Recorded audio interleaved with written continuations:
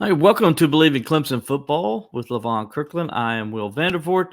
Appreciate you guys joining us today. If you notice, Levon is not with me right now. Levon is having some things he's got to take care of, and so he's not going to be able to make it today. But we're going to do our show, and we appreciate you guys joining us as we get you ready for this week with Clemson as they will host, Florida Atlantic, coming off the big win over Charleston Southern. So we'll be we're reviewing the other game that just happened with Charles Southern, and then we'll break down the game later on against Florida Atlantic as well. A lot of stuff still to talk about. First of all, before we get too far into the show, I want to thank my sponsors, as always, the Clemson Insider, for helping us each and every week and allowing us to use this platform to do our show. We do appreciate that. You can get us on YouTube. Also, you can find us on Facebook. And on Twitter at Steeler Will and also at Clemson Insider. So we appreciate you guys joining us and all the different platforms you can find us. Also want to thank our sponsors at Tip It Back Sports. They've been with me for a couple years now, and so we appreciate Tim Cinco and his crew over there at Tip It Back Sports, and also the people at Bleav in Clemson, and also with Bet Online. And we're going to kind of get into all that. As you know, as I said earlier, our show is sponsored by the Clemson Insider, the most complete coverage of Clemson athletics and recruiting. Also by Tip It Back Sports. That's the place to be in Greenville for all your college football and NFL action. As a matter of fact, Tip It Back Sports is located at 215 Pelham Road in Greenville, South Carolina. If it's college football you're looking for, Tip It Back Sports has all the biggest games from around the country on their many televisions, including Clemson, South Carolina, and all the games from the ACC and the SEC and big games around the country. On Sundays, if you're looking for some NFL action, Tip It Back Sports has all the Sunday games, and they are the home for your Pittsburgh Steelers. So if you're looking for a Steelers bar in the Greenville area to go to, try Tip It Back Sports at 215 Pelham Road in Greenville. You won't be disappointed. Tons of Steelers fans there, and it's a big family, trust me. Tip It Back Sports is located at the Commons at Pelham and is open 7 days a week. On Mondays, they have their Twisted Trivia Night as well as Monday Night Football. You can also go there for karaoke and live music on other nights, especially on Friday night where they have their live music with live bands from around the area. Every Saturday, as I mentioned, is, of course, college football all day. And then on Sundays are designated for the Pittsburgh Steelers and the NFL. So go see Tim Cinco and his team over at Tip It Back Sports Grill, located at the Commons at Pelham. Tip It Back Sports Grill is the place to be for all your college and NFL action this season. Also, we want to say and give a shout out to our good friends over at Bet Online. As you know, football is back, and Bet Online is your number one information source for all your sports wagering info and all the up-to-minute stats, news, scores, and matchup breakdowns. Also, get the latest odds, spreads, and totals from the NFL and college football at your fingertips with BetOnline's real-time updates and statistics, news, and odds. From week 1 all the way to the college football playoff and Super Bowl, BetOnline gives you access to the best football promotions and contests available anywhere. So head on over to the website today or use your mobile device to get in all the action. Remember to use our promo code BLEAV, that's BLEAV, to receive your 50% welcome bonus on your first deposit. Again, that's BLEAV, BLEAV, to receive your 50% welcome bonus on your first deposit. Bet Online, where the game starts. As I mentioned earlier, Levon Kirkland will not be joining us today as he's dealing with some things he's got to get taken care of, and we totally understand it. So with that, I will bring in my associate over at the Clemson Insider, as you've seen his name up there, Cameron Burnett. He is the writer for the Clemson Insider, also does recruiting analyst as well. Cameron, thanks for joining us, man. How you doing, buddy? Yeah, I'm doing good. Thanks for having me. Obviously, I got big shoes to fill here. But yeah, I'm excited to be here and talk about Clemson football. How are you? I'm doing good, man. So you didn't play linebacker at the college level or in the NFL? No, I did not. I went to school at App State and I sat in the press box same way I do here at Clemson. So I will enjoy it up there. Very much so. Don't worry, my friend. I'm in the same shoes as you, as I did the exact same thing. So totally understand that. We appreciate you joining us and filling in today. As I mentioned, we're going to review the Clemson Charleston Southern game, a 66-17 Clemson victory. Also, we're going to talk about Florida Atlantic as they come to Tiger Town on Saturday night for an 8 p.m. kickoff as Clemson gets to host its first night game of the season. Later on, we're going to have thoughts on the first 2 weeks of the college football season. Kind of interested, even for the people out there, you can comment and leave us comments and stuff to kind of tell us what you think about the first 2 weeks of the college football season. It could be about Clemson. It could be about anybody else. It doesn't matter. Just want to get your thoughts on what you think the first 2 weeks have given us and what maybe it'll give us going forward. So we're going to kind of look into that. We'll have our Pick Six segment as we always do. Last week I had a good week, and it was great, Cameron, because I was one of the few people that took Texas straight up. I didn't say just they would cover. I took them straight up to beat Alabama, even though they had that -7 tag next to them. I thought the Longhorns could go in there and get a win, and they did. So we'll have that. And then, of course, like I said, if you could, we'll have extra points from the people watching and listening. If you want to ask me and Cameron a question about the Tigers, Cameron, as I told you, does recruiting, so he can give you some recruiting information as well. Absolutely. For your recruiting gurus out there. Cameron will be the guy to ask some recruiting questions to. So, Cameron, first of all, man, as we want to kind of welcome you, you're first here to the show. Tell me, tell everybody out there a little bit about yourself. You mentioned earlier you went to App State. Give them a little bit of your background and where you come from and everything. Yeah, so I grew up in the Charlotte area, about 15 minutes away from UNCC, Charlotte, for people that know that school. Ended up going to Appalachian State. I studied electronic media, like broadcasting stuff. While I was there, I gained a lot of interest in sports journalism and joined the Appalachian Student newspaper there. I remember I was terrified showing up, doing like, oh God, I got to go talk to these college athletes. And they're like double my size, my little 18-year-old self. But no, I grew to love it. Obviously, App State football at the time when I got there, 2019 was the year that they went to Chapel Hill, had the block to beat the Tar Heels. Then they went down to Columbia and beat the Gamecocks in South Carolina. So I picked a good year to show up. So obviously, apparently my luck hasn't translated so well here to Clemson early on, but hopefully we can get that rolling. But yeah, no, I just love being here and covering college football. And I think I found a good spot. For the record, man, it's not you, buddy. You're not the reason why Clemson lost to Duke and are off to a 1-1 start. Has nothing to do with you. You can't line up and throw the ball, run the ball, or block or any of that. So I'm not going to put that on you. We can dream. We can dream, exactly. So welcome, man. We appreciate you having you, and good story as everybody knows. Just for those who just may join us, Levon is not in this week. He'll be back next week. He gives his he says he sorry he can't be here today, but things happen in life, as we all know, and he couldn't make it. So Cameron's filling in last minute. I mean, I called him up just a few hours ago, and he was able to jump in. So I appreciate you doing that, buddy. No problem. We're going to talk a lot of Clemson football because, hey, me and you both, that's what we do, and we cover the Tigers, and so we're going to talk a lot about the Tigers and what's transpired the first couple of weeks of the season. And we'll start off by looking at that Charleston Southern game. Kind of a weird game again, right? I mean, absolutely. They won 66-17, but at one point Clemson was trailing 14-7 with 2 minutes and 34 seconds to go in the first quarter. Now, Cameron, I'm going to ask you, your first home game in Death Valley, first time covering Clemson there. First thing I'm going to ask you is, what did you think about the Hill? First time you got to see it live and in person. What did you think? I thought it was really cool because obviously, you see the videos all over social media, like Dabo Sweeney and the team sprinting down the hill. Personally, I think I'd break something if I tried to do it. So I'd need a lot of practice to do it. No, I think it's awesome. Obviously, it's it was on the bucket list of things. When I'm sitting there going to college and I want to pick where are the places that I want to go and visit. Honestly, I almost went to Clemson, which was part of something that made this so interesting to me. But obviously, it was just awesome seeing all the pregame festivities. And App State is fun, don't get me wrong, but it's different when you come to a place like Clemson. They do the big spiel with the band. They have all that stuff lined up. There's 80,000 fans in the building. And Death Valley is awesome, and I can't wait to be there. Obviously, we get 2 more back-to-back home games, so I'm going to enjoy every second while I can. Yeah, and you get a night game this week, so it should be a really raucous crowd. I would imagine it's going to be packed. They're calling for it to be a sellout, and then of course it's going to be sold out with Florida State in a few weeks.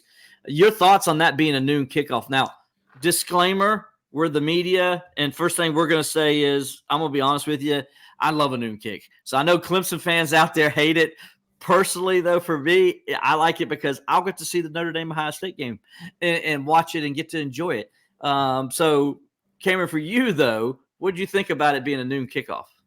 Well, I obviously try to put myself in the shoes of a fan, and it's like, how am I supposed to tailgate? What do I have to tailgate at 7 a.m.? Like, that's going to drive somebody insane. They do at Clemson. And I know they will, and we saw it. Obviously, we had a 2:15 game, and they were out there early. So when we get there, around like 10:30 or so, and 10:30, every lot was filled. So I'm assuming it'll be the same. But yeah, no, I think it's kind of crazy to think that they did it though. Obviously, when those decisions are made, it's like, do people not want to turn on Florida State and Clemson? And that's kind of interesting. Is we got to ACC kickoff, and when all that time was going around, people couldn't stop talking about this game, and now it's like, oh yeah, no, it's going to be a noon kick. And while that's fun for us because we get to get there and get it all over with, it's like, oh, is the opinion changed a little bit around the country? Obviously, you lose to Duke, and people don't want to watch Clemson. I think it'll be interesting to see how that looks from a national perspective. Yeah, I mean, it's going to be – now, I see it from the fans' perspective. A night game in the Valley is more intimidating for the visiting team. I always say a noon kickoff is the advantage of the visiting team because they don't have to sit around in the hotel all day. Generally, the fans kind of slowly get into the stadium, and they're not all the way there yet and ready to go, or awake, I should say, especially if the students have been partying Friday night. And they have been. And we know they have been, and they will be. So that kind of leads to a little bit too. So it's not, the atmosphere doesn't seem in some cases to be as energetic. Now, I will say this, though. When Clemson's had big games kick off at noon before, the people have showed up. The Clemson fans have showed up. They are into the game. They are loud. They try to make Clemson as intimidating an environment as possible. And I think a lot of that goes to Clemson's roots, where the reason the Tiger, for those people out there that probably don't know this, you know this now because I told you this the other day, the reason the Tiger Paw sits at 1 o'clock on the helmet is because kickoff used to be at 1 o'clock in Death Valley every Saturday. That's when Clemson played their home games before television took over and started dictating times. So the traditional old fans that have been there for years and years, they're used to these day games, and they kind of bring it. They bring their energy, and they will bring their energy. And so, you'll see some of that. Now, I know the younger people like it a little bit, as everybody does, like it at nighttime. But when Clemson has played the, North Carolina States or Virginia Techs or, Miami or anybody like that, in years past at this time, Death Valley's always been a good environment. And so I don't see this one being any different, especially with what's at stake in this game. I think the Clemson people will show up, and they won't disappoint America. And by the way, I know some people out there are like, oh my gosh, what a horrible time slot to be at noon. ABC's noon kickoff is always the second highest rated viewed game every week. So this is a slot that ABC likes to put its second best game on generally. So, but actually this time they're putting the Clemson Florida State game still as their best slot because, guys, as I mentioned earlier, Ohio State and Notre Dame are playing in South Bend. They're both going to be top 10 teams when that game is played next week. That is going to be the game everybody in America is watching. I think ABC and ESPN said, you know what, we got Clemson, Florida State. Let's don't waste that in the time slot going up against those two. Let's move them to where everybody will watch it. No other big game is on during that noon kickoff, whether it's on Fox or ESPN or CBS or NBC. And so actually Clemson, Florida State's going to have a lot of people watching it. It's going to be probably 4 to 5 million views.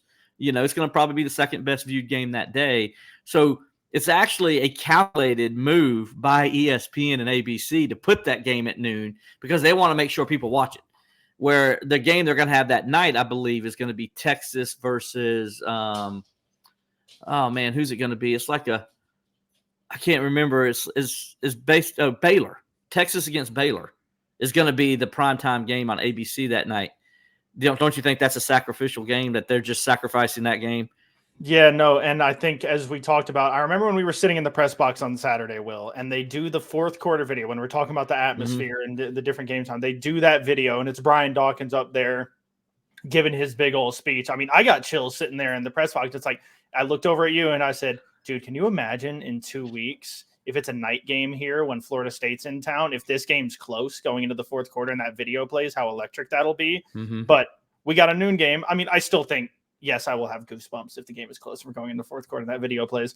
But that kind of thing changes when Clemson loses to Duke in week 1. And I'm curious, what do you think? Do you think, let's say, had Clemson been 2-0 now, would they have been in the night slot for this game? I think they would have been, because then you would have had a top 10 Clemson team against a top 5 Florida State team.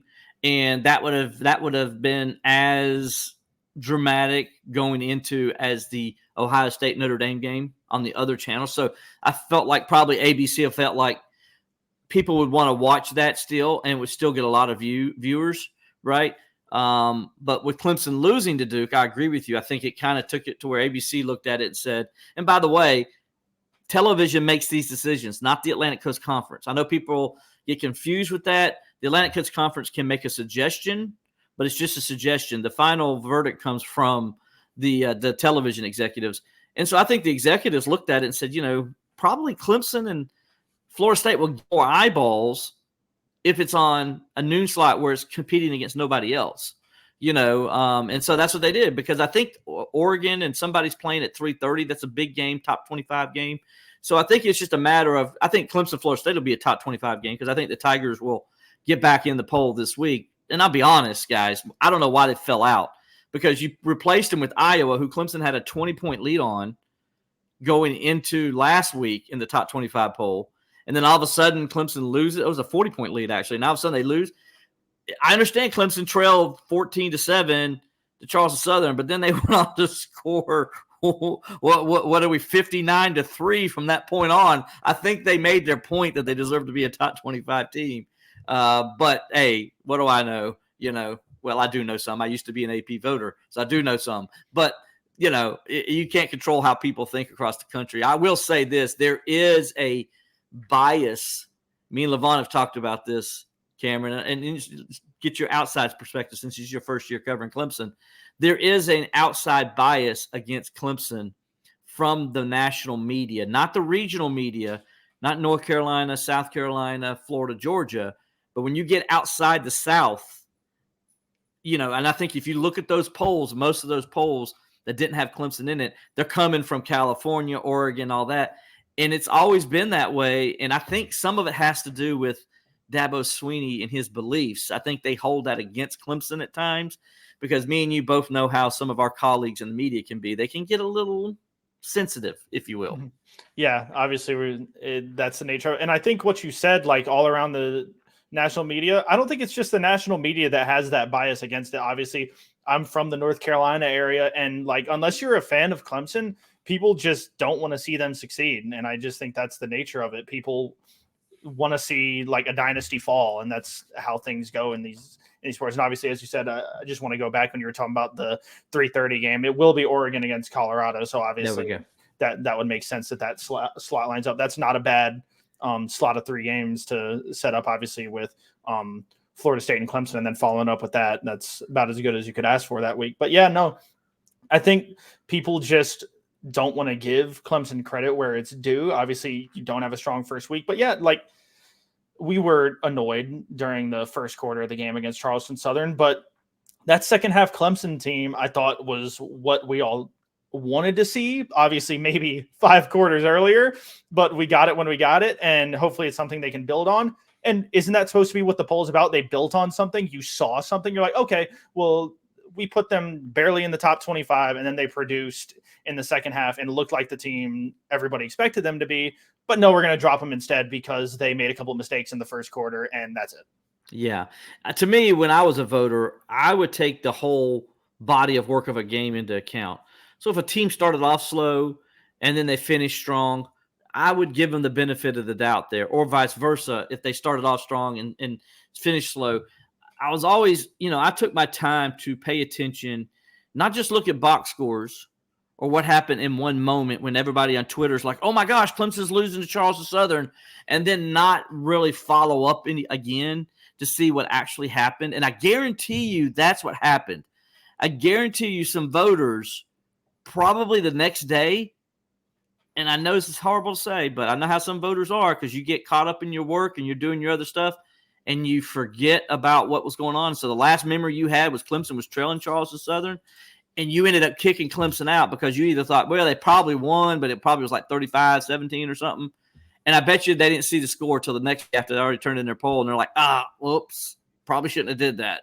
66-17, you gotta give them their credit when that happens. So I think that was some of it as well. Some of them don't take. I was very, and you see my poll I put on I still do it today. I've done top 25 polls since I was like 8 years old. Okay. That's when I first did them, and I started, and I've done them ever since pretty much my entire life.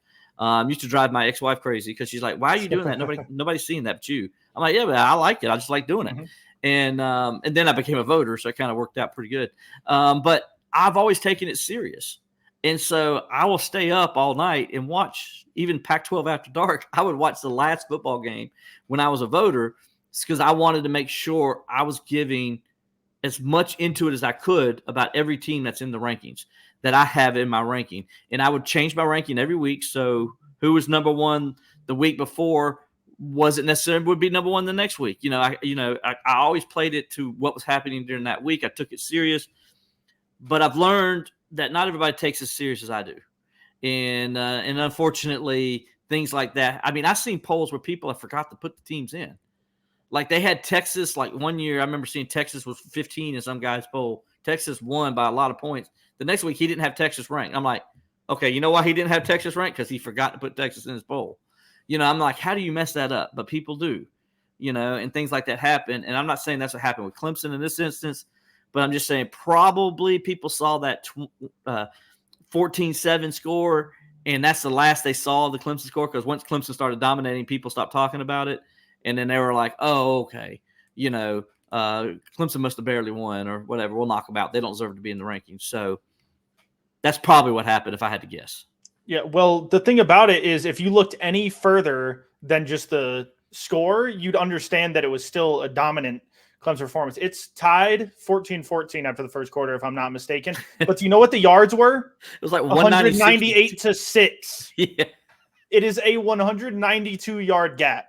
And the only reason Charleston Southern had any points was the Clemson offense made just brutal mistakes. But as we said, is they can clean that up. They can be the team we want them to be. And what did they do for the next 2.5 quarters once they got things rolling?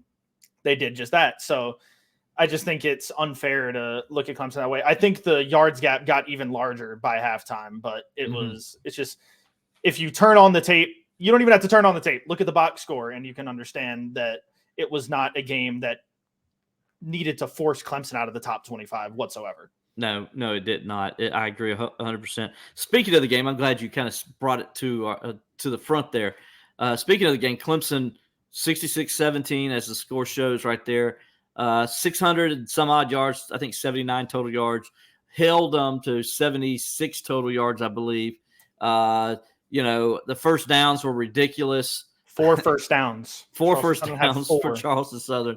I mean, it's the way you're supposed to treat a FCS team. Clemson, by the way, now is 38-0 all time against FCS teams. Yes. So remember, we've seen teams like Michigan lose to your App State when they were FCS. We've seen South Carolina lose several times to Furman and Wofford and all those, and Citadel. You've seen North Carolina lose to Furman. NC State, you've seen lose to some of the FCS teams. I could go on a laundry list of teams that have done that. And yet here's Clemson, and FCS started in 1978, and Clemson is 38-0.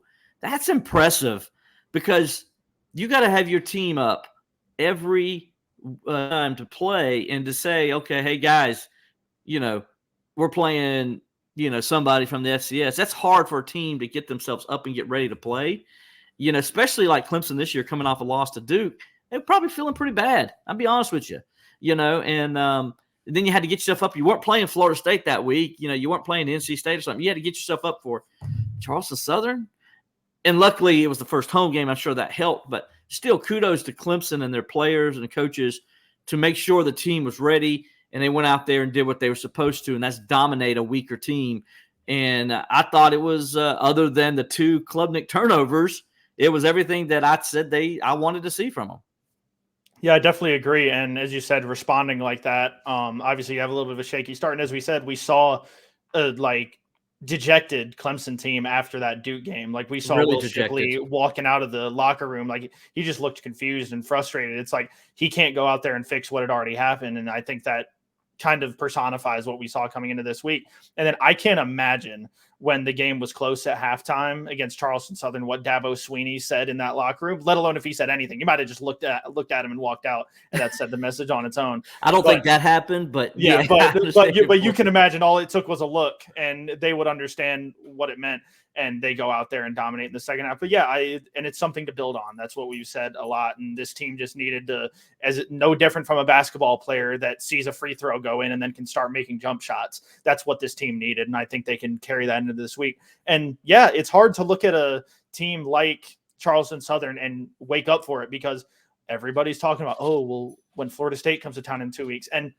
yes, players and coaches can say they don't hear the noise, but it's hard to avoid when you look at that schedule. You see those games that are coming up. That's a hard thing to not ever have in the back of your mind. And I think Clemson did a good job of suppressing those thoughts and focusing on the game that's in front of them. Yeah, I did. And let's start off with this. When we review this game, we look at the 2 turnovers. Clemson comes out right off the bat. They go 69 yards, I think in 5 plays or whatever, get the touchdown, up 7-0, boom, just like that. Everything's going good. The Valley's rocking. They're playing Tiger Rag. Everybody's happy. Defense comes out, boom, gets a 3 and out. Offense gets the ball back, starts driving, and then the wheels fall off. Cade Klubnik, I don't know if he took his eyes off the ball exactly or what happened there, but he ends up, bad. It turns out the snap was a little bit off, but he still should have caught it. Ends up dropping the snap, becomes a fiasco. Charleston Southern recovers it. It takes it all the way to the 1 yard line and then scores the very next play. And you're thinking, okay, fluke play, things happen. Clemson will be all right.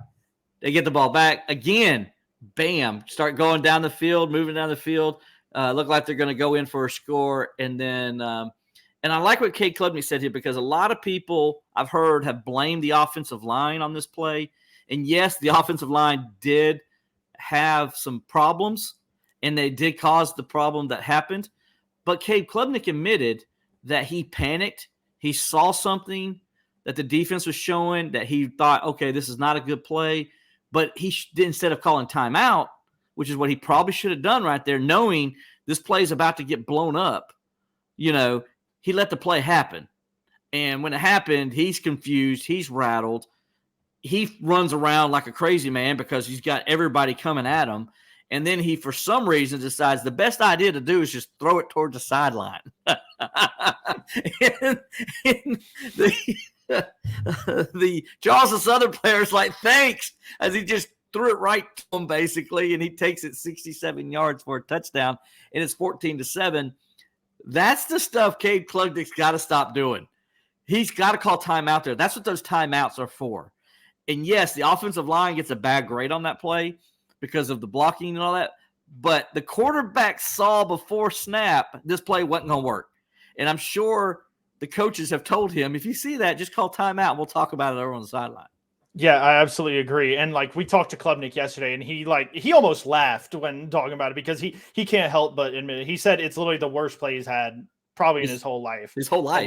And that's crazy. It's like as we saw, he rolled right, and it looked like he was going to try to throw it away. And I don't know if he just short armed it, thought he had more. He was definitely off balance, as we said, as he was facing pressure, but there's just no reason. You take a sack before you ever even think about doing that. Yes, but definitely. And I think it's just it's really unfortunate, but thank God it happened against a team like this, because it ends up not mattering by the end of the game. But you can't make those mistakes against FAU, let alone Florida State. And your defense is too good, man. Wes Goodwin has those boys flying around, and you have to take advantage of that. They realistically only surrendered 3 points this game.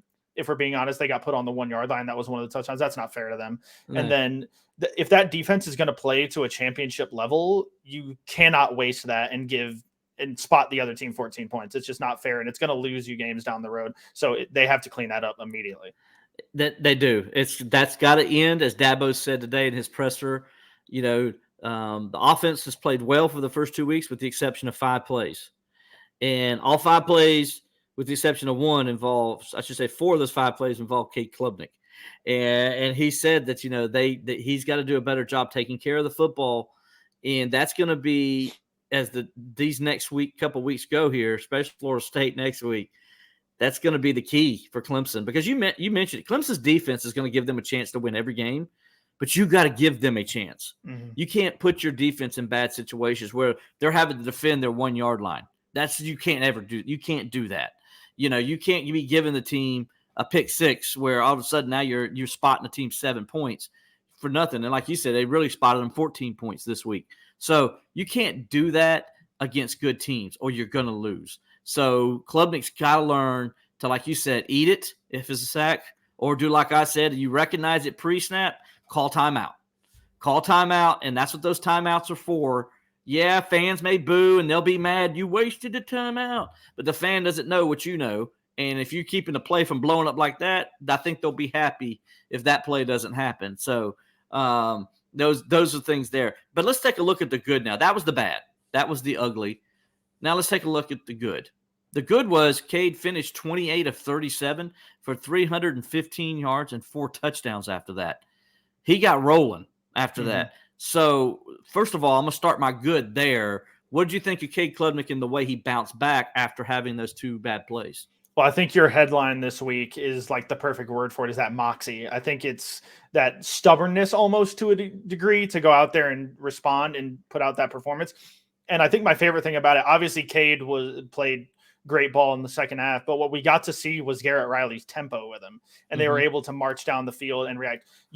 Tempo doesn't work when you're running the ball for 2 yards, as we saw like when they played Duke, when you're not getting things rolling. But we were able to finally see it where when it starts happening, it's a snowball effect, and the offense starts rolling. They march down the field. Josh Sapp gets a perfect counter on a wide open touchdown. Not bad for your first career catch, by the way, is a 25-yard score. Not at all. Yeah, I think it's really good. But I think one thing, I know we said you were going to get away from the bad. This isn't bad by any means. It's just one little suggestion. And you talked about it when we were talking to Robert last week with the Clemson Insider Thursday Report. Why isn't Will Shipley getting the ball more, especially in the red zone? No disrespect to anyone else in that running back room, but when you're getting down to where it's close, Will Shipley should be your guy down there to get it done and make sure you score. And it's not like the NFL and I have fantasy football and I want to get that guy on the field because he's going to win me this week. No, he's the guy who's going to score the touchdown. So get him on the field when it matters. Yeah, he's led the Tigers the last 2 years in touchdowns, and so it's 25. 25 touchdowns. Thank you very much with the stat there.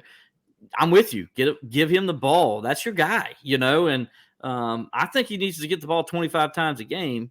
If you can. Now, I know last week he didn't need it 25 times. I still would like to see him get it more than 9. But I understand where they were going. They're trying to save him and, keep him, because now they better feed him 25 times against Florida State. I'm going to tell you that, because I think they can run the ball against Florida State. I think Florida State's linebackers are vulnerable. And so I think you can do some things with Will Shipley. We'll get into that next week. But, I'm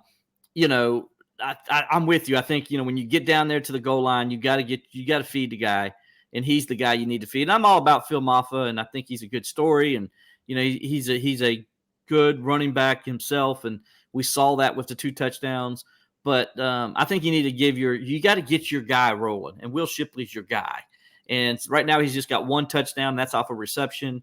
I'd like to see him get a couple touchdowns this week when they play Florida Atlantic. Some other good stuff I thought was Bo Collins. Oh yeah. Now you talking about making some layups, getting some baskets where you can see the ball go through the hoop, using a basketball analogy there. Bo Collins getting to do the things he did, even with the 99-yard touchdown that was called back because he stepped out of bounds.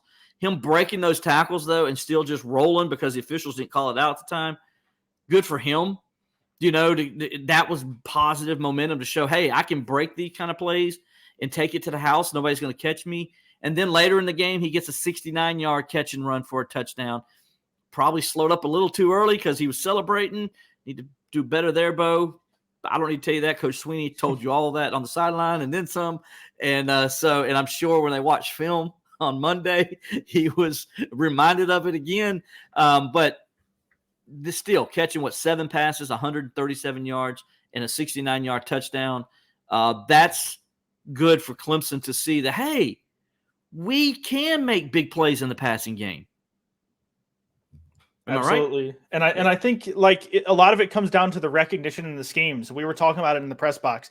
You saw they're giving Bo Collins 15 yards. I don't know if you're going to say your teams in the future are going to do that, but this team doesn't have, and it's just the nature of the personnel they have. They don't have a true jump ball guy. There's not a guy that you're going to go, okay, I don't care that they're draped all over him. I'm just going to throw it in his direction. They don't have that. So you need to get your guys in space, and being able to see Bo Collins get the ball on an 8-yard out route and being able to blow by him, obviously walks out of bounds like that's unfortunate, but you saw glimpses of that. And then on the touchdown, you saw a glimpse of that. You got it in space, and then he can make a guy miss. And I think that's what this offense needs to rely on. And when we're going back and talking about Cade Klubnik's mistakes, it makes it a hell of a lot easier when you can just throw it to a guy short and let him do most of the work. And I think that's really relieving for a quarterback to be able to have those options and have this kind of momentum for guys to do the job for him, so to speak, not entirely, but make it a lot easier on the quarterback. Absolutely. And so that's going to be big for Clemson going into this week and next week to have that momentum, that confidence that they can make plays in the passing game. By the way, the running game would have run over 300 yards too, but they had that fumble, as we mentioned, that goes against the rushing stats. So I know people looked at it and said, well, they only rushed for 274. They actually ran for over 300, but that goes against the rushing stats, even though Klubnik dropped the snap. In the was it the pistol or shotgun he was in? I can't remember. I Bleav it was in the pistol, which I can go on a ramble for that, but I'll save that for a later. I'll save that for a later day. So, one last thing I thought was good for Clemson the other day against Charleston Southern was the defense, as you mentioned. You knew I was adamant last week. I'm tired of hearing about this Clemson defense being great, and they're talking up this and that they're the greatest defense in the country and this and that. And I said, I'm tired of hearing that. I want them to start showing it. I wanted them to show some energy. I wanted them to just go out and dominate somebody the way they're supposed to. And as you mentioned, the final score should have been 66-3 in favor of Clemson because the defense only allowed one drive the whole game, and they dominated from start to finish. And it was a good performance, held them to, 76 yards, I said. And then they, like you said, only 4 first downs. They dominated third down. They were getting off the field on 3 and outs, it seemed like every time. Had some sacks, had a couple forced fumbles. They did things you wanted to do on defense. Had the interception they returned for a touchdown. That was the only true turnover of the game. But they were flying around the football. They're playing team defense, and there's a lot of energy. I thought that was a good sign, too, for the defense after a game against Duke when I think they kind of quit in that fourth quarter against the Blue Devils. I definitely agree. And it's like playing through those 4 quarters is really important. And it didn't matter who was on the field for Clemson this week. There was that edge they played with, which, as we said, was missed the week before. So it was important to see them go out there and play with some stubbornness and show who they can be. And what's fun is obviously coming into this year, everybody knew how good the veterans returning on this team were. You've got the Tyler Davises of the world, the Rooks, the Xavier Thomases. You've got Trotter and Carter as your linebackers. Your entire secondary is upperclassmen. But, man, can we talk about those freshmen up front? We find that Clemson fans finally got to see them in person. And Peter Woods he's mean. He takes a ball carrier and throws him to the ground. And today it was really funny. Will Shipley got asked about it, and you know how confident and competitive of a guy he is. He had to laugh when admitting that he's been on the receiving end of that a couple times in fall camp, getting tossed out by Peter Woods. And I don't think he wants to see it going against him, but he loves seeing it on the other side. And TJ Parker, I don't know how you don't give that guy starting reps. And I think he's going to. It's tough because, I mean, Justin Maskell played a good game Saturday, but TJ Parker was your guy out there. And he had 3 tackles for loss. And I think he needs to be your starter across from Xavier Thomas, or at least find ways to get all those guys on the field. Because I think Wes Goodwin can do that. He's got the mind to work around what he can on the field, but you've got an embarrassment of riches on the defensive line. Use it. Oh, absolutely. And speaking of Peter Woods, I love the story he told today where he was asked about when he was in the 8th grade, he came out there and kind of plowed through a guy at practice. And then Peter says to the reporter, he says, well, did coach tell you the whole story there? And he says, no, what do you mean? Because he was in 8th grade, he got moved up to varsity. Well, the day he got moved up was they were going through walkthroughs. He didn't know that. He was playing – he thought they were playing live tackle football. And so he just plows through a pulling guard, grabs the running back, and does the patented throw that he grabs him and just throws him to the ground.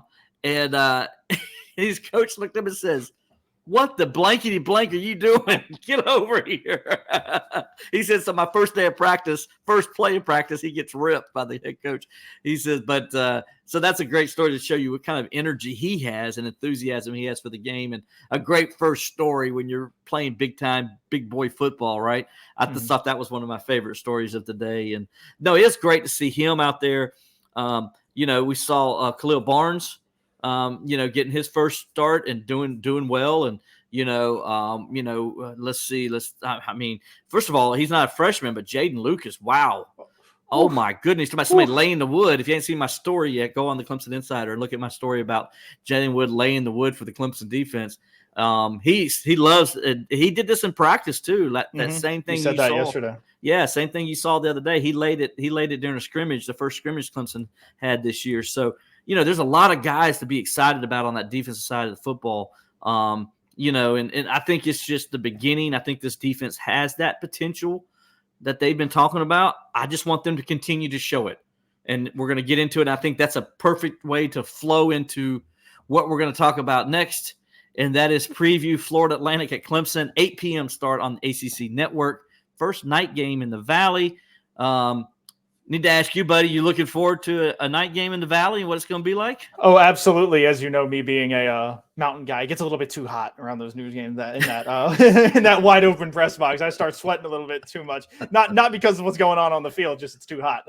So hopefully it stays that way. It's not the field product. But yeah, no, I'm excited for it. I think the atmosphere of a night game, you can't beat it in college football. I'm excited to go out there. Obviously, you get the lights turned on literally this time. So and like we saw it in a road game at Duke, even though the result wasn't what you wanted, you even got to see the Clemson fans in abundance on a road game. I can't imagine what 80,000 in Death Valley for a night game is going to be like, but I am counting down the days and hours until we get there that night.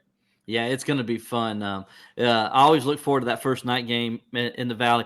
I had the fortunate pleasure of being at the very first night game in Clemson in Death Valley. And that's when they hosted Florida State back in 1992. I was a student over at Anderson, came over, got some tickets from my friend, and was sitting on the hill. And I still remember Charlie Ward's eyes. If people out there, if you guys remember it out there, maybe on the Facebook crowd and the YouTube crowd, if you remember, Charlie Ward's eyes were like this when he came out during the TV timeout. I kid you not. He was just looking around like, and this is a guy who played at Ohio State. He played against Michigan, but this is the first time he started as a quarterback in a big-time environment. And after the game, they asked him about, was he kind of in awe of it? He said he'd never seen that much orange in his entire life, as it was in the Clemson people. And he said it was the loudest stadium he ever played in. And it was just – and remember, I just said he just played at Ohio State and all that. And he said Death Valley was the loudest he played in. And so that was a great game. It was fun. I remember it like it was yesterday. And Clemson unfortunately lost that game in the last minute. Charlie Ward did what Charlie Ward thinks he does. Up until Deshaun Watson, Charlie Ward was the best quarterback I ever see play in Death Valley in person. And then, of course, Deshaun Watson came along, and, he's pretty good also. So that was a great game to remember. And that's what I always think about is that first game. every time that first night game comes to Death Valley to start a season. And so I'm looking forward to it as well. And I'm looking forward to see what Clemson team will look like this week. Dabo Swinney talked about last week they wanted to get better in the red zone and wanted to be dominant on defense. You saw them do both those things. 7 for 8 on the red zone chances. Technically, we're 7 for 7, if you want to say, because the last one was at the end of the game, and they're not trying to score there. So technically, you want to say 7 for 7, or unofficially, I should say 7 for 7 in the red zone. And so they improved there. Defense was dominant. They wanted to see that. Now this week, Dabo wants to see them take care of the football.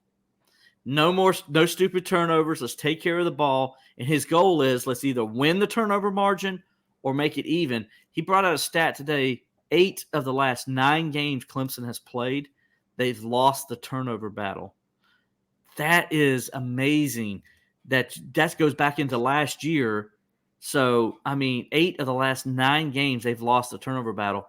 That will lose you a lot of football games, especially when you start playing the Florida States of the world.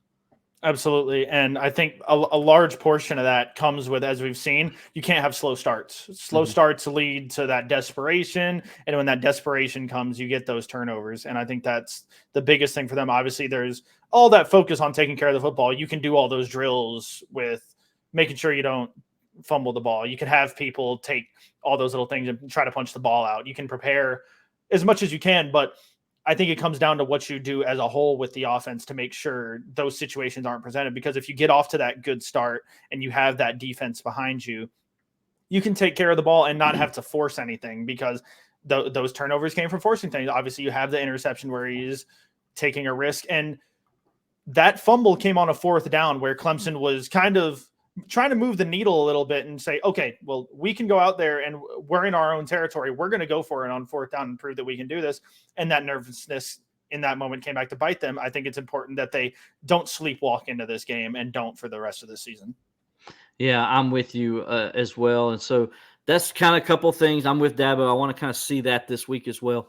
I also want to see the offense get more into a rhythm as far as we mentioned, not turning the ball over. That would help a lot. But getting to a rhythm where they're running and passing at a good click, and that there's a mixture where it's really kind of hard to kind of figure out what this team is going to be, right? And I think for a defense, that's the hardest thing. Like, what's the team's identity? Well, if they're good at running and they're good at passing, as we've seen at times they can be the last 2 weeks, that makes it difficult for a defense. And I think that's what Gary Riley's offenses are, is they're balanced. And so, I really want to see them click offensively for 60 minutes without any hiccups and get that confidence for next week's game. I think it's extremely important for them to play nearly flawless football offensively before they play Florida State, because, it's no brainer. Duke was a good football team. Florida State's a great football team, and they're going to have to play almost flawless football, and they need that confidence this week to get them ready for that game. Mm-hmm. And as we said, like, that level of competition, you could make no mistakes and they can still force turnovers on you. And I think that's the reality of when you play a team of that caliber, is regardless of how perfect you play, there's going to be back and forth moments, and you have to be able to prepare for that, and you have to be on your best. And I think that's a large part that comes with that. And for them, I just think it starts this week. And if they don't go out there and put together a perfect performance, like you said, it's going to impact them into the future. And one thing I want to see more of, going back on when you talked about, mixing in that run and pass. It's a good friend of mine had said, he's a dog guy. I'm a dog guy as well. We might not deserve dogs, but we deserve the first down pass. And I think I want to see more of that this week, just letting that tempo work, because as we said, if Garrett Riley wants to get up there and get moving, you've got to gain yards early in these downs, so you don't have to be working to get those 10 yards every single time. And if they can do that, let's say you get those, as we talk about that 8-yard out route to Bo Collins, if he catches that, even if he gets tackled, then you've got 2 plays to give it to Will Shipley and really start getting physical against whatever opponent you have every week. Yeah, and you mentioned that tempo. That tempo is going to be huge the next couple weeks, but especially against Florida State. There, as good as Florida State is with their starters, and they are, Florida State doesn't have the depth Clemson has. And where Clemson can get Florida State is you can wear out that Florida State defensive front. they can wear them out. Florida State does not have that depth yet to go where the tempo is getting them. So Florida State's goal is going to be want to get off the field fast so they don't have to really dig into their depth, so they can just keep their starters out there and so get off the field as fast as they can. If Clemson gets his tempo going and they're running 89 plays like they've done the last 2 weeks, they could wear down that Florida State defense. And so that's going to be very important in that game, especially playing at high noon in Death Valley. It's going to be different. And so we'll talk about that next week, but that's something to think about. You want to get real fast here. We're going to look at Clemson's defense. They're going against Tom Herman, the former Texas coach. Casey Thompson is his quarterback. He brought with him from over in Texas to Florida Atlantic. So far, Thompson is 43 of 67 for 460 yards, 5 touchdowns. As you mentioned before when we were doing the show prep, you said, hey, but those 5 touchdowns came in week 1 because he didn't have a touchdown pass when he played the Ohio Bobcats, the Bart Boatwright Ohio Bobcats, who got a 14-10 victory on Florida Atlantic last week down in Miami, if I'm not mistaken. So what kind of team are we going to see out of Florida Atlantic, you think? Yeah, well, I think it's honestly worse for Clemson that they just suffered a loss to a MACtion team in Ohio. As you said, shout out Bart. Obviously, we saw him pretty excited watching that game. But yeah, no, I think Florida Atlantic will play with a chip on their shoulder, and you've got a proven coach in Tom Herman. He's gone against, I don't know if he's played against Clemson during his career, but he's played against some of the best, and I think he knows how to prepare a team for a moment like this. And I don't think the talent gap, whatever you'll see on the field, can change that. And I think Clemson has to come out and play their best. And I think it's a good tune-up game. Obviously, right as we get into conference play, I think it's important to have games where you know the talent that Casey Thompson has, and he had 280 yards and 5 touchdowns in week 1, albeit against a weaker opponent. You know what he can do, and you know what that offense can bring. But this Clemson defense has the talent to go out there and shut anybody out. And I mean that.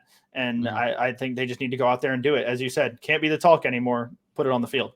Absolutely. So, yeah, it's going to be interesting because, as you mentioned, Casey Thompson, he is a Power 5 quarterback. He quarterback at Texas, and, he's a guy that can get it done.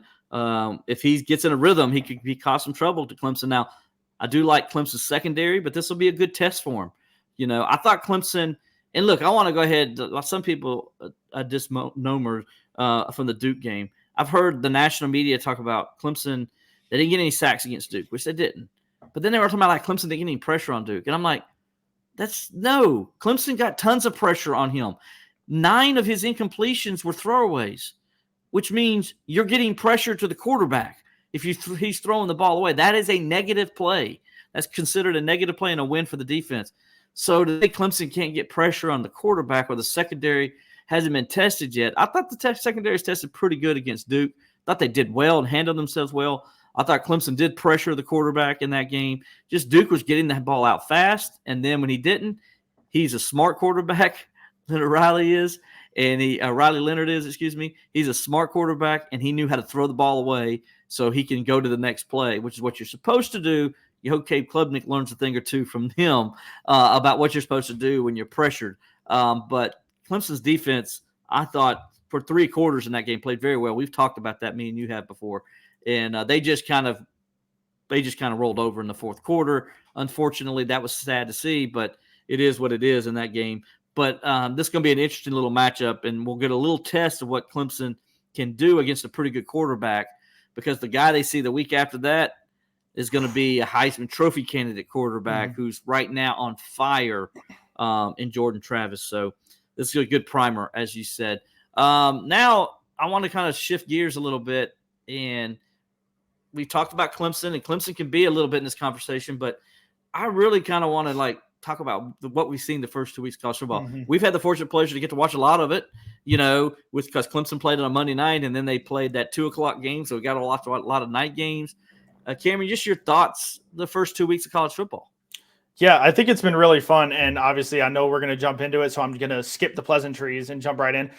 The talk of the town is Colorado, and rightfully so. Obviously, I'm a Cowboys guy, so I will be a little bit biased in favor of Deion Sanders and what he's doing over there. But I think it's really awesome to see a program like that was it 1 win last year, if I'm not mistaken? 1-11, that's correct. Yeah. and then they turn around and have something like that. And I think that's great for the world of college football. And like relating over to like college basketball, so to say, like the critics of college sports especially is they say there's no parity. It's like, oh, you go to the NFL, different people win every week, every year. But when you go to college football, oh, you've got your Alabamas, your Clemsons, your Ohio States, and they just keep winning and nobody else competes. And I think that's what we've gotten to see. Obviously, we're only 2 weeks in, but we've seen a lot of teams come out there and put on strong performances and prove that it's not just the high horses that dominate anymore. Yeah. Colorado, without a doubt, I think is probably the number one topic. We watched that TCU game. What a game that was. I mean, probably it's going to be one of the best games of the whole season. It was the first game of the season, and then, what they did last week, Nebraska, I thought was a very good statement win to just go say, okay, we can show you that we don't have to play a ranked opponent to be up in the play. We're going to go play a Nebraska team that has a name recognition in Nebraska. Now, they haven't been Nebraska that we know Nebraska to be traditionally in college football, but still, it still is Nebraska. And they've embarrassed Nebraska last week. They really did. So you give Coach Prime and his team and staff the credit there for getting a good win, not having a hangover, if you will. And now it'll be interesting if the hangover carries over to this week against Colorado State. We'll talk about that a little bit in our pick six. Another team, though, that I don't think is getting talked about enough is Notre Dame. I've watched Notre Dame now for 3 weeks, and every week they impress me more and more. And, they got a quarterback in Sam Hartman who reminds me of Joe Montana. I hate to say it, but that's who he reminds me of, the way he plays. I know that hurt you. That does hurt. And, and then that offensive line is just massive. Clemson saw it first and foremost last year. They just, pushed Clemson around like a bunch of rag dolls, which nobody ever does to Clemson. They made that defensive line that Clemson has look like it was a bunch of Barbie dolls. I mean, they were just pushing them around so much. And then they're really good in the secondary. They got great linebackers. They got a running game that is unbelievable, and their defensive front is as good as anybody's in the country. They are the most complete team that I've seen to this point, and nobody's talking about them. But I think Notre Dame and what Marcus Freeman has up there, I think they got a chance to be really, really special. And we're talking about Clemson, Florida State. Clemson, Notre Dame in about 4 or 5 weeks is going to be pretty darn good too. And obviously, like, let's say if Clemson can get things rolling, let's say, obviously, hypothetically, they're able to win a game in Death Valley against Florida State. That game goes from a 9 to like a 9 or a 10 to like a 500. The stakes of that game and what that'll mean. And yeah, I mean, I just don't get how, like, we talk about who's going to be Heisman candidates, like your Jordan Travis's. Obviously, we talk about Colorado with Shadur Sanders and like Travis Hunter. Why is Sam Hartman not drawing any of that kind of attention? Because we saw it at Wake Forest, and he was throwing to guys like A.T. Perry and Michael Mayer, and we're very thankful that we don't have to watch that anymore. But it's not like that's changed at Notre Dame, and he's got a supporting cast there that is unreal. And I think I don't know how you're going to be able to stop them because of the kind of talent this Hartman has. And it goes beyond just talking about the college football level. When you're talking about guys going to the NFL next season, everybody's like, oh, you're Caleb Williams. Where's the Sam Hartman talk? And where's that Notre Dame talk? Because that's a team up there that people just kind of go, oh, well, every year Notre Dame gets all this hype and then they don't deliver. I don't think that's the case when you're talking about Sam Hartman and Marcus Freeman up there in South Bend. Yeah, they're a very good football team, and they're going to beat a lot of people. I think when they beat Ohio State next week, and they will, because they're going to get physical with Ohio State, and they will beat them. I'm telling you that right now. And I think when that happens, that's when everybody's going to open their eyes and say, oh, maybe we're not paying attention to the team we're supposed to be paying attention to.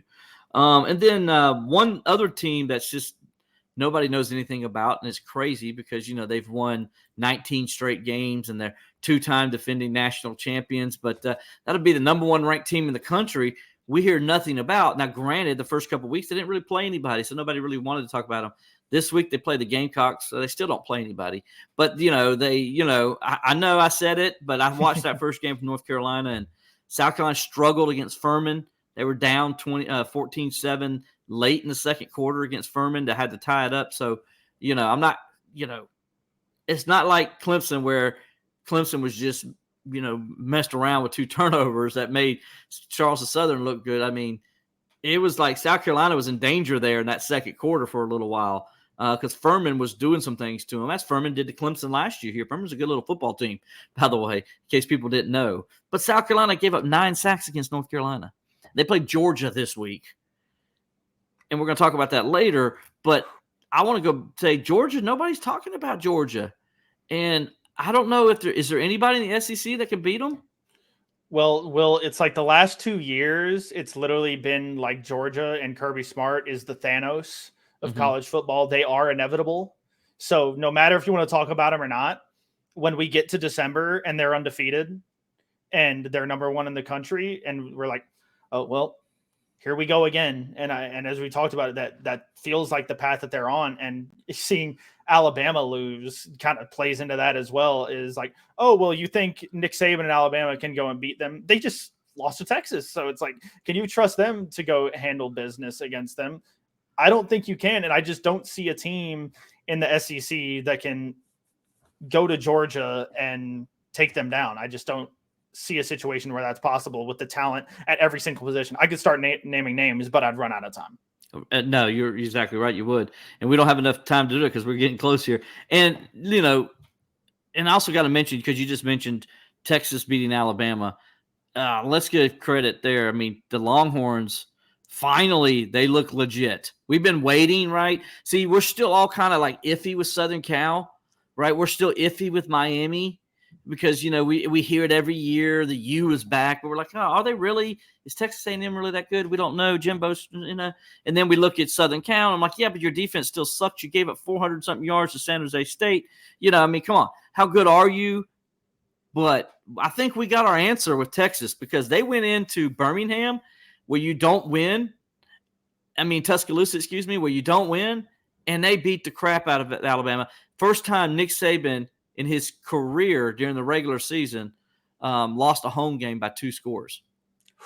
Yeah, that's insane just to think about. And people are starting to wonder, like, when was the last time that people started to doubt Alabama? I think we've reached that point right now. Regardless of if they don't win it. Exactly. Even if they don't win a national title, and they might lose in the college football playoff, as we've seen recently, you don't doubt them. But I think Kirby Smart officially has a dynasty.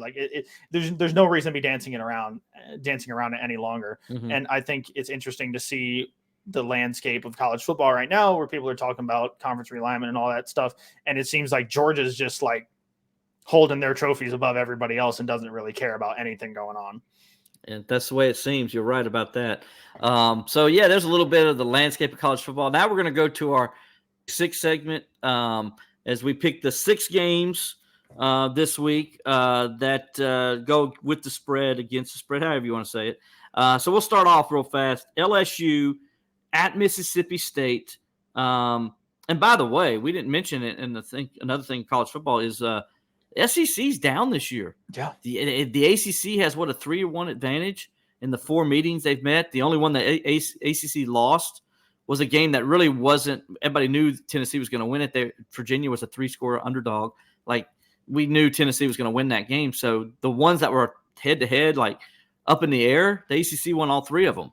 And so speaking of that, LSU at Mississippi State. LSU is Mississippi State, is getting 9.5 points here. What do you think about the Bayou Bengals going to Mississippi State and the Cowbells there? Well, I'll tell you what, I think if LSU was undefeated right now, I would probably say that Mississippi State can kind of take some of that edge and be able to take them down. But I think LSU right now is forced to play with a chip on their shoulder. I remember when we were watching that Florida State LSU game, we were amazed by what we saw almost to a degree on the field, and hearing Brian Kelly's remarks after the game, I'm not the team that we thought we were. I was like, oh, I mean, you didn't even dance around it. Just called it what it was. So I think LSU has to play pissed off, and I think they're going to cover, and I think they get things rolling. I don't know. And as we said, I don't think they can win the SEC, but I think they can handle business this week. I think LSU is going to win the game because I think they got the better team overall, better players, but they're going to Starkville. Mississippi State, that's a tough place to play. It's loud. The Cowbells bells are annoying. I've seen good teams go in there and lose. So I'm going to go ahead. I'm going to go again. I'm going to go Mississippi State minus the 9.5. I think they'll cover. LSU will win the game, but I think Mississippi State's going to cover that 9.5. So give me the Bulldogs minus the 9.5. We got South Carolina Gamecocks at Georgia Bulldogs.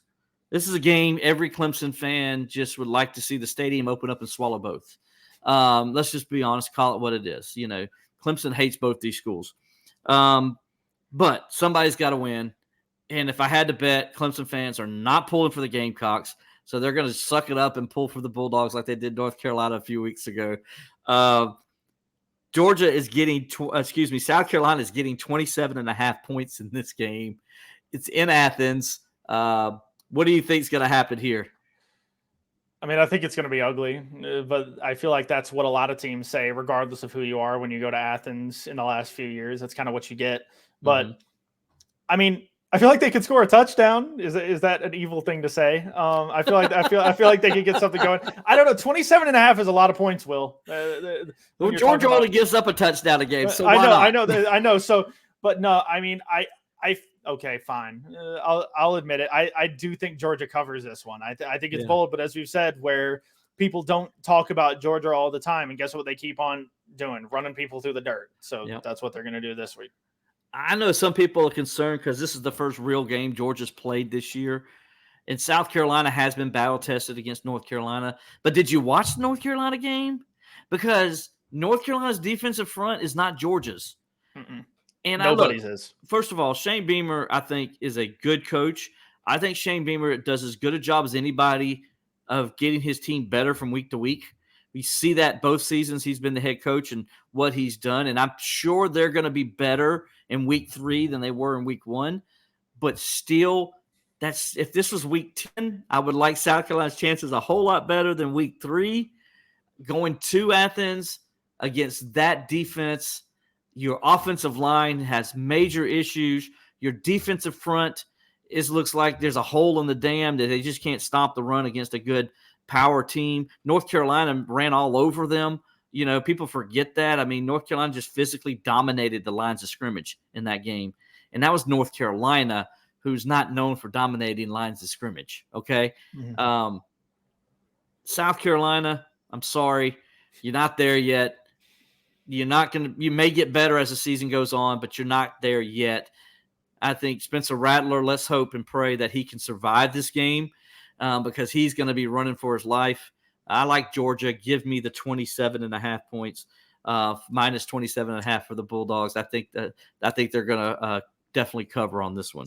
Yeah, and I think or I should say plus the 27.5. Yeah, no, minus the 27.5. Yeah. Talking about saying he's going to survive, I think it's going to look eerily similar to the way Daniel Jones looked Sunday night when he was taking on my Cowboys. So that's my comparison right there for what it's going to look like when Spencer Rattler's dealing with him. I was waiting for you to slide that Dallas Cowboys score. I mean, do you see how he's got it framed, folks? He's hiding my Steeler Will's over here hiding my Cowboys shirt. I get it. Hey, we're not going to talk about what happened in the NFL just yet.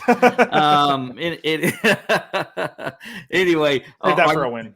Our next game is a rare matchup, and I was kind of surprised to see this on the docket. But a 3:30 kickoff on ESPN.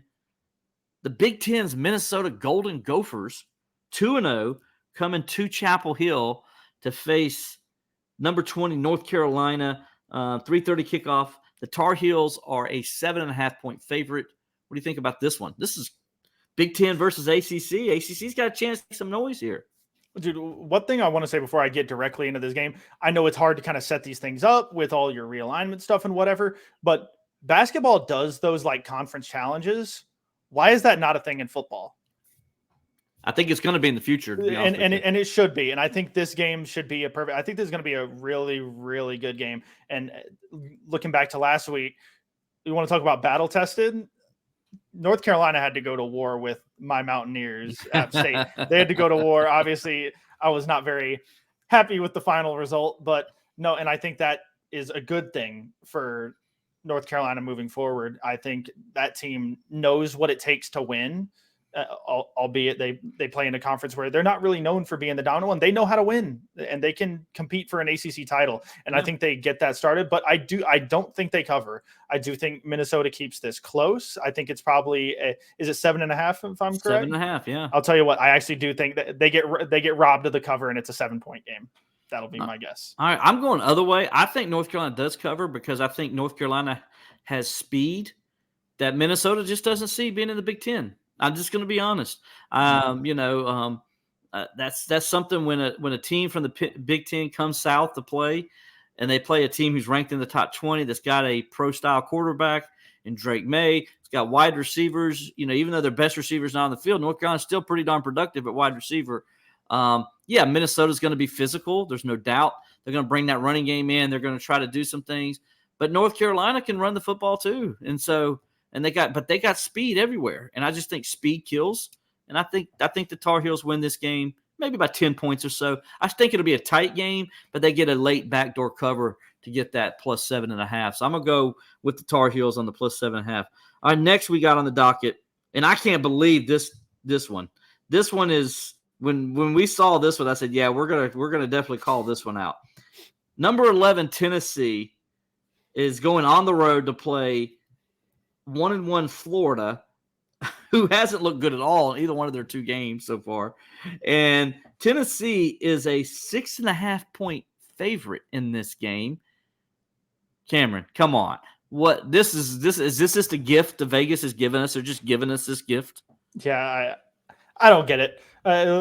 Did we not pay any attention to the Volunteers for not even just 2 games, but for the last year or so, and the trend that team's going on? I know they're going to the swamp, but Florida's not good. Yeah, no, it's just not fair because really, obviously, I hit my mic. When we talk about betting odds, you think that home team gets 3 points normally, but obviously when you're talking about a place like the Swamp, no, that doesn't make it where a 2 touchdown game turns into a 6-point game. It just doesn't. Right. And I think Tennessee goes out there and sends another message to the rest of the SEC this week. I think you're right. Give me the Volunteers plus a 6.5. There's a trend going on here. If you notice my picks here, I've gone with last week. I think I went with the underdogs for most of the picks. This week, I'm going with the favorites. So give me the Volunteers 6.5. I think they go down there. Joe Milton, that offense, those receivers. I know they didn't look sharp last week, but the reason they didn't because they knew they're going to play Florida this week, and they didn't have to be sharp next week because they're going to want to be sharp this week, and they're going to look good against the Gators. And Florida's not there yet. I think they're still in progress building that program under Billy Napier. Hopefully they'll give him time, but right now this is a Tennessee team that I think is a top 10 team. The pollsters got them ranked 11th. I got them in my top 10. And I think this is a team that can contend for the SEC East Championship. This is Georgia's only roadblock, I think, in its whole schedule. And so give me the Volunteers plus the 6.5 there. I think they're going to roll. Go Rocky Top, if you will. I know Clemson fans are like, what in the world are you saying, Will? But, I'm just saying. It is what it is. Another game that I'm looking forward to watching, and this is going to be on ESPN. This is the game day game, all that stuff. Colorado State 0-1. Going to Colorado, a 10 p.m. kickoff on ESPN. Woo! This is a late game, man. This is going to be we're going to be in the Valley, and the Clemson game's going to be over before this is over. This is crazy. Well, we hope so anyway, right? Mm-hmm. Colorado getting to minus 23 in this one. What do you think on this one? I can't believe this game's on primetime. Well, are you trying to make a little joke there? Primetime? Oh, I didn't even think about that. No, Coach Prime and primetime. I mean, seriously, it's Colorado State is not a very good football team.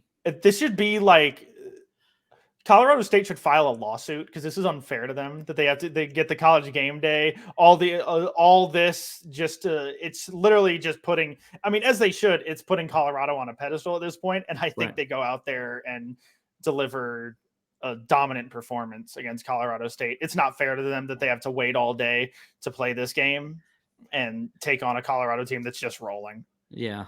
Why not the next week when I think Colorado plays Oregon or something like that? Why not do it then? Well, I think next week, obviously, we talked about there's some big games on the docket, and I think they wanted to go ahead and go, okay, we've got our in-state game. We can go there while we can and have our nice trip, talk to Deion Sanders and talk to Travis Hunter. And they'll get a big win. Do that moment. Oh, yeah. Just enjoy the moment before they go and see all the heavyweights next week. Well, again, I'm going with the favorites here. Colorado is Colorado's favored by 23 points. Give me the 23 points. That thing keeps rolling there with Prime, and they're going to roll. So plus the 23 there on Colorado. Man, that's just like, finally in this one, I'm definitely going to go. I went with the favorites and all this, and I'm definitely going with the favorites of this game. You got Georgia Tech at Ole Miss, number 17, Ole Miss, 7:30 kickoff, SEC Network. Ole Miss is a 19.5-point favorite. What do you think? Do I even need to say it, Will? It's if we thought the game that we were just talking about is not really fair to the latter, this is going to be the same case. And I think Ole Miss goes out there and rolls. I'm sorry, Georgia Tech, but whoever put together your schedule does not like you. So. Yeah, Georgia Tech, they gave up 70 to Ole Miss last year in this game, I Bleav. I think this game they're going to give up 70 again or more. Yeah. I think Ole Miss, they're rolling right now with that offense. Scored 70-something points in the first game. 37 last week against Tulane. They're rolling. Tulane's a good football team. They went on the road and beat. I think this is a very good Ole Miss team. I had them ranked higher than most people in the preseason. This is why I think they can contend for the SEC West Championship. So this is a very good football team. So give me Ole Miss plus the 19.5. So, wow, all favorites for you this week? I went all favorites in this one. I'm gonna tell you, it's crazy. I normally don't do that. I always pick. Sometimes I will pick an underdog, but in the games this week, everybody's kind of just went with the favorites. No more hopeless optimism from Will, folks. Yeah, so there's no Texas kind of game this week for me. So that's not gonna happen. So now we get into our extra point segment, and this will be, no, we're not that. And there we go, extra point. You can ask us to leave us a question or comment, which a lot of you guys have done, and we do appreciate you doing that. I know Scott Millsap was saying it'll be interesting once Colorado gets into Pac-12 play this year. Cameron, I agree with them. I kind of still want to see what Colorado can do once it gets into conference play, because they got to play Oregon. They got to play Oregon State. They got to play Southern Cal. The Pac-12 is loaded. I mean, I don't think they play Washington, but man, Pac-12 is loaded. Mm-hmm. It's really impressive for a conference that's falling apart that they're having such a strong year. It's bittersweet, but yeah, no, I think it'll be really interesting to watch as things develop for them. And is that game against USC? Is that in Southern Cal? I Bleav it is. It's on the road. Yeah. So if you want to talk about another game that'll be on the game day conversation. If they keep rolling, yeah, you can go ahead and write that one down. But yeah, I think it's really good for them, though. I think they've shown up, and obviously you talk about, you got to get in front of the lights, and obviously you're playing a higher quality of opponent, but they know how to play in this environment and under this pressure, because the moment Deion Sanders joined this program, all the attention came straight to them, and they've handled it with flying colors so far. Yeah, and I was asked on there, do the Buffaloes play Utah? So, I don't know. So I'm going to check the schedule real fast, if you don't mind bearing with me. Live podcasting here. We look at Colorado's schedule in the final game of the season. Final game at Utah. So just to give you a little refresher of who they play, of course, this week they got Colorado State. They play at Oregon next week. Then they come home. They host Southern Cal, by the way. They go to Arizona State. They host Stanford. They go to UCLA. Everybody's kind of forgot about the Bruins sitting out there, but they're ranked. They're playing good football under Chip Kelly. Oregon, they host Oregon State and DJ Uiagalelei and that power Oregon State team. They kind of play a different brand of football than the rest of the Pac-12 does. Then you got Arizona at home. Then they go to Washington State, who, by the way, just pulled off a big upset last week against Wisconsin, and they're ranked and playing well. Forgot to mention them.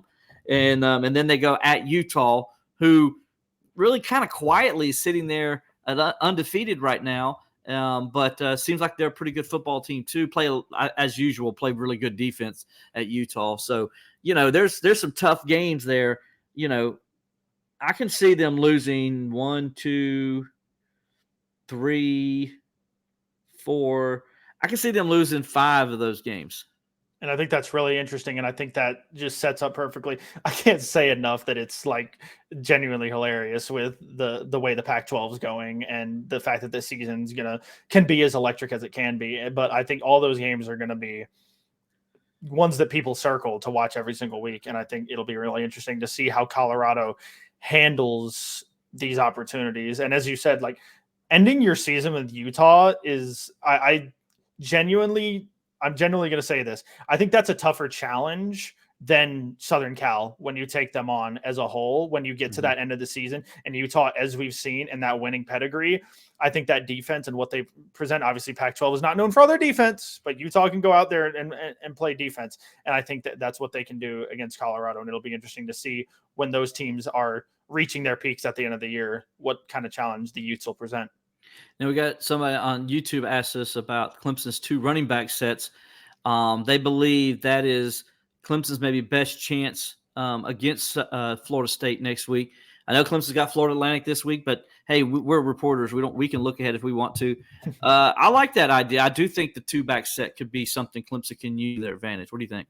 I definitely agree. And as we said, we want to get Will Shipley on the field in those big moments, and I think it's very difficult to try to balance these 2 running backs. Obviously, we can critique and say all these little things, but it's a lot harder when you're putting together these game plans and all these little details. But getting both of those guys opportunities with the football and opportunities to make linebackers especially react to that grouping, I think is really difficult for opponents. And I think it makes it a lot easier on Cade Klubnik knowing he has those 2 guys next to him, whether it be for blocking schemes or to go out there and catch a pass. And I think that's another thing. What was so odd is we've finally seen Will Shipley have his first receiving touchdown this year. Can you believe that? He had 25 touchdowns in his first 2 years, but this is the first year he gets a receiving one. But yeah. I think that speaks to what we've seen under Garrett Riley's offense. He wants to see more versatility out of these guys, and that starts with the running back position. It does.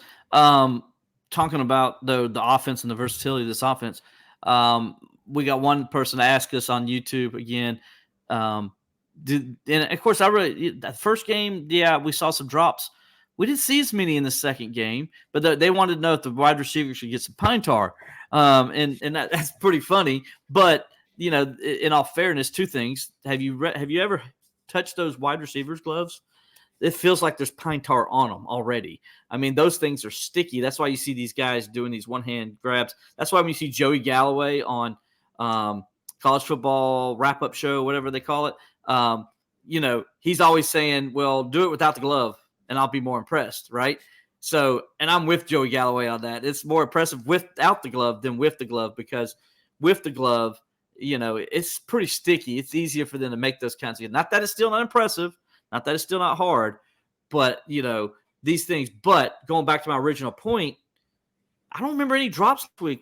There's one. Bo Collins. There was one early. And that was it, right? The rest of the time, there was no more drops. I thought they did pretty good overall as wide receiver. Dropped 4 in the first game, went to 1 in the last game. So if they can kind of keep that at a minimum, I think it gives Clemson a better chance as well. Yeah, no, I definitely agree with that. Yeah, so that's about it, guys. We appreciate you joining us on Bleav in Clemson Football. Like I mentioned, Levon wasn't here this week, so Cameron filled in. Cameron, I appreciate you filling in for us, buddy, and helping us out. Cameron, you can read his stuff at the Clemson Insider, as he always does a good job not only doing regular stuff with the beat and everything, but also doing the recruiting too. And so, man, we appreciate you filling in for Levon, who again, sorry that he had to miss, but, he had to get some things taken care of, and he just wasn't going to be able to make it in time, and I totally understand that. So, Cameron, we appreciate you, buddy. Yeah, no, I really appreciate it. Obviously, even though it was on short notice, I'm really glad I was able to get on here and talk football with you for over an hour. No, it's been a lot of fun, and excited to keep covering the Clemson Tigers as we get through this season and beyond. Yeah, man. Well, I appreciate you being here. Appreciate you guys watching us. Again, if you're on YouTube, please like and subscribe to our Clemson Insider account, and just let us know, leave a comment, let us know what you think about this video and any other thing that we're doing at the Clemson Insider. We appreciate it. On Facebook, you can do the same thing. We appreciate you guys there as well. You can find us on also on Twitter at Clemson Insider, and at my account at Steeler Will. So for Cameron Burnett, I'm Will Vandervort. We'll talk to you next time on Bleav in Clemson Football with Levon Kirkland.